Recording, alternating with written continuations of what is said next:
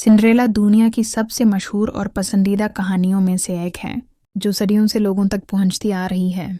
एक दफा का जिक्र है, एक शख्स ने दूसरी शादी की। उसकी नई बीवी बहुत मगरूर और घमंडी औरत थी।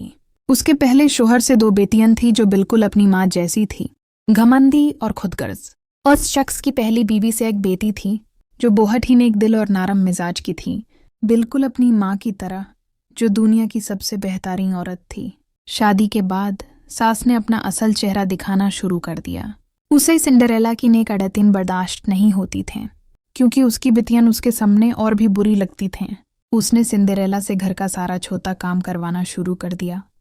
बर्तन धोना, फर्श साफ करना, कमरे साफ करना। सिंड्रेला एक छोटी सी कमरे में रहती थी जहां सिर्फ घास का बिस्तर होता था, जबकि उसकी बहनें शीशे वाले सुंदर कमरों में सोती थीं। बेचारी सिंड्रेला सब कुछ चुपचाप सह लेती थी। अपने वलिद को कभी कुछ नहीं बताती थी, क्योंकि उन पर उनकी बीवी का पूरा असर था। अपना काम मुकम्मल करके वो चूल्हे के पास बैठ जाती थी, जहां से उसका नाम सिंड्रेवेंच पड़ गया। लेकिन छोटी बहन थोड़ी बेहतर थी। उसने उसका नाम सिंड्रेला रखा।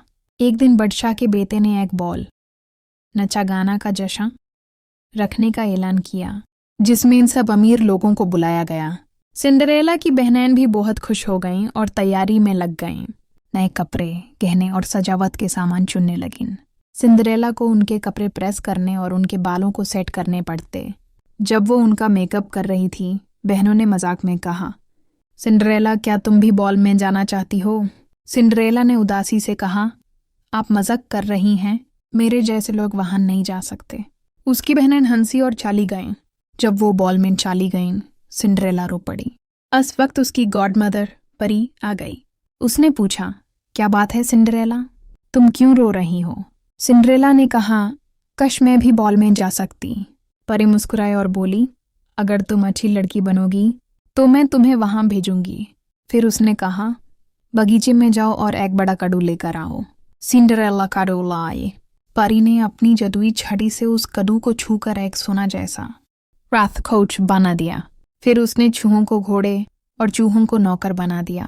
आखिर में उसने अपनी छड़ी सिंड्रेला के कपड़ों पर घुमाई और देखा, उसके पुराने कपड़े सोना चांदी के झुलमिल करते लिबास में बदल गए।